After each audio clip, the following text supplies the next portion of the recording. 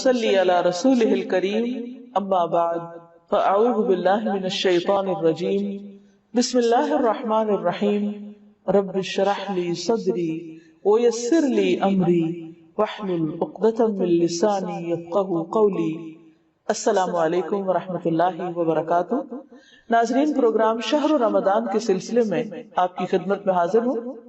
گزشتہ پروگرام میں ہم نے بات کی تھی آخری عشرے پر اور اس کی خاص عبادت یعنی اعتکاف کے موضوع پر۔ آخری عشرے کی ایک اور خاص خصوصیت یہ ہے کہ اس میں ایک ایسی رات ہے جو 1000 مہینوں سے زیادہ بہتر ہے، یعنی اس رات کا عمل 1000 مہینوں کی عبادت سے زیادہ بہترین عمل ہے۔ یعنی ایک شخص اگر 1000 مہینے عبادت کرتا رہے اور دوسری طرف اس کو اگر یہ رات نصیب ہو جائے تو اس کی خوش قسمتی کے کیا کہنے، کیونکہ اس ایک رات میں وہ جو کچھ کرے گا وہ اس کی اس ساری عبادت سے زیادہ افضل ہوگا۔ قرآن مجید میں اللہ سبحانہ وتعالی نے ایک پوری سورت اس رات کے بارے میں نازل فرمائی ہے، سورۃ القدر۔ اللہ تعالیٰ فرماتے ہیں اِنَّا أَنزَلْنَاهُ فِي لَيْلَةِ الْقَدْرِ، بے شک ہم نے اس کو یعنی قرآن مجید کو لیلۃ القدر میں اتارا۔ وَمَا أَدْرَاكَ مَا لَيْلَةُ الْقَدْرِ، اور تم کیا جانو کہ لیلۃ القدر ہے کیا؟ لیلۃ القدر خیر من الف شہر، لیلۃ القدر 1000 مہینوں سے زیادہ بہتر ہے۔ گویا اس رات کی فضیلت اس بنا پر بھی ہے کہ اس میں قرآن مجید نازل کیا گیا۔ قرآن مجید سب سے عظیم ہستی کی طرف سے آیا، یعنی اللہ سبحانہ وتعالیٰ کا کلام سب سے بہترین انسان یعنی محمد صلی اللہ علیہ وسلم پر نازل کیا گیا، سب سے بہترین مہینے رمضان میں نازل کیا گیا، سب سے بہترین رات یعنی لیلۃ القدر میں نازل کیا گیا کہ اس ایک رات کا عمل 1000 مہینوں سے زیادہ بہتر ہے۔ اور مزید یہ کہ تنزل الملائکۃ والروح فیہا، اس میں فرشتے اترتے ہیں، ملائکہ اترتے ہیں اور روح یعنی جبریل امین اترتے ہیں۔ سلام ہی حتی مطلع الفجر، یہ رات سراسر سلامتی کی رات ہے یہاں تک کہ فجر طلوع ہو جائے۔ اتنی خوبصورت رات، اتنی بہترین رات، اتنی خیر و برکت اور بھلائیوں سے معمور رات، کیا ہم اس کا انتظار نہیں کریں گے؟ کیا ہم اس کو پانے کی کوشش نہیں کریں گے اور اس کے لیے مزید طلب اور تڑپ بڑھائیں گے نہیں؟ خوش قسمت ہے وہ جو اس رات کی بھلائی پا گیا اور بدقسمت ہے وہ جو اس رات کی خیر سے محروم رہ گیا۔ اس لیے ہمیں آج سے ہی اس بات کا تہیہ کر لینا چاہیے کہ انشاءاللہ ہم آخری عشرے کی سب راتوں میں عبادت کریں گے اور پچھلے 2 عشروں کی نسبت زیادہ کریں گے تاکہ ہم اس رات میں نیک عمل کر کے اپنے نامہ اعمال کو بہتر بنا سکیں۔ اس رات کی تلاش میں اگر پورا عشرہ بھی عبادت کرنا پڑے تو کوئی مشکل کام نہیں، کوئی گھاٹے کا سودا نہیں، بلکہ نفع ہی نفع ہے، کیونکہ یہ رات جو خیر و برکت کی رات ہے، جس کو مل گئی اس کی خوش قسمتی کا کیا ٹھکانا۔ لیکن یہ خوش قسمتی اس کے لیے ہے جو اس کی طلب رکھے، اس کے لیے بھاگ دوڑ کرے، اس کے انتظار میں رہے، اس کا شوق رکھے۔ یہ رات جس میں فرشتے اترتے ہیں، اس کے بارے میں نبی صلی اللہ علیہ وسلم نے مزید وضاحت کی، فرمایا، حضرت ابو ہریرہ سے روایت ہے کہ ان الملائکۃ تلک اللیلۃ فی الارض اکثر من عدد الحصا، بلا شبہ اس رات کو زمین میں فرشتوں کی تعداد کنکریوں سے بھی زیادہ ہوتی ہے۔ اور پھر فرشتے جب اترتے ہیں تو ایک خاص قسم کا ماحول پیدا ہو جاتا ہے، ہر طرف نیکی کا دور دورہ ہوتا ہے، ایک خاص روح ہوتی ہے اس رات میں۔ اس لیے ہم سب کو اس سے بھرپور فائدہ اٹھانا ہے، کیونکہ ایک اچھا عمل 1000 ماہ کے عمل سے بہتر ہے۔ حضرت انس سے روایت ہے کہ رمضان آیا تو رسول اللہ صلی اللہ علیہ وسلم نے فرمایا، ان هذا الشهر قد حضركم وفيه ليلة خير من 1000 شهر من حرمها فقد حرم الخير كله ولا يحرم خيرها إلا محروم۔ کہ لوگوں، یہ مہینہ جو تم پر آیا ہے اس میں ایک ایسی رات ہے جو 1000 مہینوں سے بہتر ہے. جو شخص اس سے محروم رہا وہ ہر بھلائی سے محروم رہا. اس رات کی سعادت سے صرف بد نصیب ہی کو محروم کیا جاتا ہے.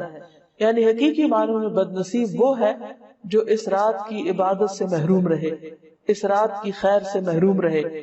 لیلۃ القدر آخری عشرے کی کوئی بھی رات ہو سکتی ہے، لیکن نبی صلی اللہ علیہ وسلم نے خاص طور پر طاق راتوں میں اسے تلاش کرنے کا حکم دیا ہے.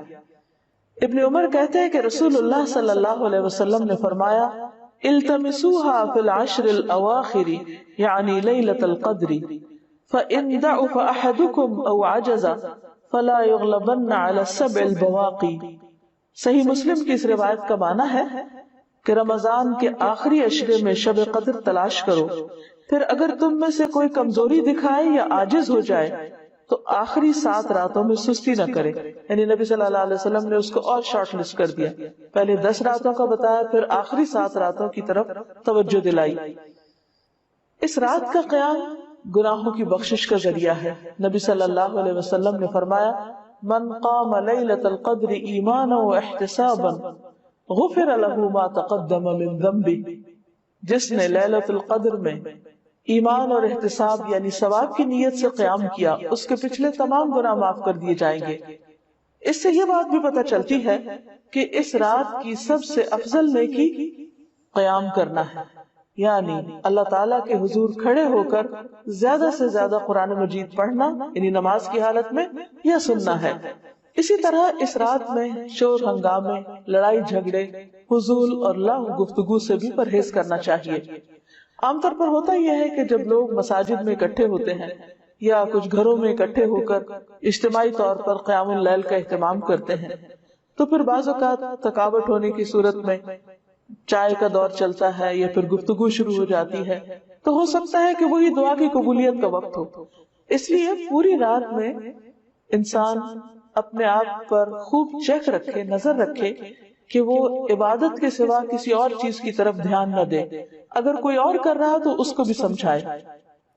اس سلسلے میں ایک حدیث ہے، عبادہ بن صامت سے مروی ہے کہ نبی صلی اللہ علیہ وسلم ہمیں شب قدر کی خبر دینے کے لیے تشریف لا رہے تھے کہ 2 مسلمان آپس میں جھگڑا کرنے لگے.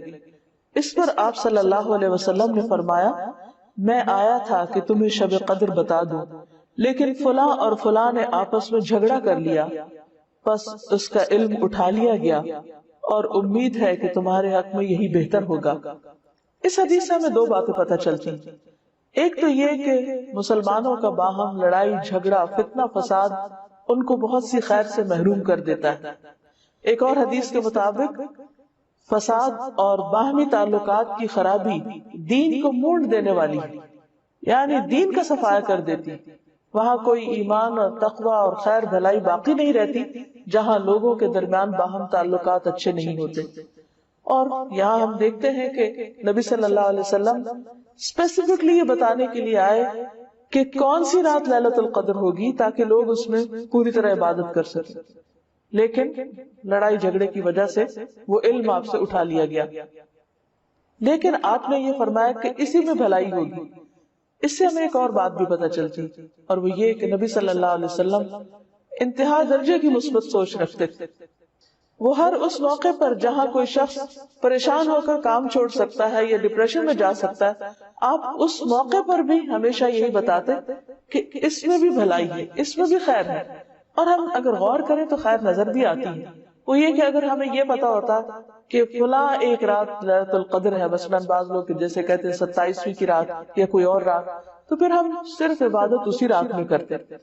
اب چونکہ پتا نہیں کہ کون سی رات ہے تو اس ایک رات کو تلاش کرنے کے لیے ہم اور بھی بہت سی راتوں میں عبادت کر لیتے ہیں، جو یقینی طور پر ثواب اور اجر کا کام ہے. لیلۃ القدر اگرچہ یہ نہیں پتا چلتا کہ کون سی رات ہے، لیکن اس کی کچھ علامات ہمیں بتائی گئی. وہ علامات کیا ہے؟ احادیث کی روشنی میں دیکھیے. نبی صلی اللہ علیہ وسلم نے فرمایا، شب قدر کی صبح کو سورج کے بلند ہونے تک اس کی شعاع نہیں ہوتی، وہ ایسے ہوتا ہے جیسے تھالی، یعنی سورج نظر تو آتا ہے لیکن اس کی شعاع نہیں نظر آتا. یعنی سورج کا رنگ ایک طرح سے مختلف ہوتا ہے. ایک اور روایت میں آتا ہے، حضرت ابو ہریرہ سے روایت ہے کہ ہم نے رسول اللہ صلی اللہ علیہ وسلم کے پاس شب قدر کا ذکر کیا تو آپ نے فرمایا تم میں سے کون اسے یاد رکھتا ہے؟ اس میں جب چاند نکلتا ہے تو ایسا ہوتا ہے جیسے بڑے تھال کا کنارہ، یعنی اس کو بھی آپ نے تھال سے تشبیہ دی، لیکن کنارہ اس لیے کہ آخری راتوں میں چاند پورا نہیں رہتا، ایک کنارے کی طرح رہ جاتا ہے۔ اسی طرح ابن عباس سے مروی ہے کہ رسول اللہ صلی اللہ علیہ وسلم نے فرمایا شب قدر آسان اور معتدل رات ہے جس میں نہ گرمی ہوتی ہے اور نہ سردی۔ اس صبح کا سورج اس طرح طلوع ہوتا ہے کہ اس کی سرخی مدھم ہوتی، یعنی سورج کی ایک نشانی بتائی گئی، لیکن ظاہر ہے کہ وہ تو جب رات گزر جاتی ہے پھر ہی نظر آتا ہے، اس لیے اس پر نہیں رہنا چاہیے کہ فلاں رات تھی یا فلاں رات تھی، توجہ اس پر رہنی چاہیے کہ ہمیں ہر رات سے کس طرح فائدہ اٹھانا ہے۔ ایک اور روایت میں آتا ہے، حضرت زر سے روایت ہے، انہوں نے کہا کہ میں نے ابی بن کعب کو یہ فرماتے ہوئے سنا، ان سے کہا گیا کہ حضرت عبداللہ بن مسعود فرماتے ہیں کہ جو آدمی سارا سال قیام کرے وہ لیلۃ القدر کو پہنچ گیا۔ حضرت ابی فرمانے لگے کہ اللہ کی قسم جس کے سوا کوئی معبود نہیں، وہ شب قدر رمضان میں ہے۔ وہ یقین کے ساتھ قسم کھاتے ہیں، اللہ کی قسم بے شک میں جانتا ہوں وہ کون سی رات ہے۔ یہ وہی رات ہے جس میں اللہ کے رسول صلی اللہ علیہ وسلم نے ہمیں قیام کا حکم دیا۔ اس رات کی صبح 27 تاریخ تھی اور اس کی علامت یہ تھی کہ سورج طلوع ہوا تو اس کی سفیدی میں شعاع نہ تھی، اور یہ ہو سکتا ہے کہ اس سال 27ویں رات ہو، لیکن یہ ضروری نہیں کہ صرف 27ویں رات ہی شب قدر ہو۔ ام المومنین حضرت عائشہ کہتی ہیں کہ میں نے پوچھا اے اللہ کے رسول صلی اللہ علیہ وسلم، اگر میں شب قدر پالوں تو اس میں کیا کہوں، یعنی کون سی خاص دعا مانگوں؟ آپ نے فرمایا کہو اللہم انک عفو کریم تحب العفو فاعف عنی، اے اللہ تو معاف کرنے والا ہے، کرم فرمانے والا ہے، معاف کرنے کو پسند کرتا ہے، پس تو مجھے معاف کر دے۔ اس سے یہ پتہ چلتا ہے کہ اس رات بھی زیادہ سے زیادہ اللہ سبحانہ وتعالی سے بخشش کی دعا کرنی چاہیے، معافی اور درگزر کی دعا کرنی چاہیے۔ اس کے علاوہ انسان قرآن مجید کی تلاوت کر سکتا ہے، اگر خواتین نماز نہ پڑھ سکے تو ذکر اذکار کر سکتی ہیں، تسبیحات کر سکتی ہیں، اپنی غلطیوں کی معافی مانگ سکتے ہیں ہم سب، کیونکہ اللہ تعالیٰ بندے کی توبہ سے خوش ہوتے ہیں۔ ایک حدیث میں آتا ہے کہ نبی صلی اللہ علیہ وسلم نے فرمایا ایک آدمی گناہ کرتا ہے، پھر کہتا ہے کہ اللہ میرا گناہ معاف کر دے، تو اللہ تعالیٰ فرماتا ہے کہ میرے بندے نے گناہ کا کام کیا اور اسے علم ہے کہ اس کا کوئی رب بھی ہے جو گناہوں کو معاف فرماتا ہے اور ان پر مواخذہ کرتا ہے، میں نے اپنے بندے کو معاف کر دیا۔ یعنی اللہ تعالیٰ اس بات سے خوش ہوتے ہیں کہ بندہ اللہ تعالیٰ سے معافی کی دعا مانگے۔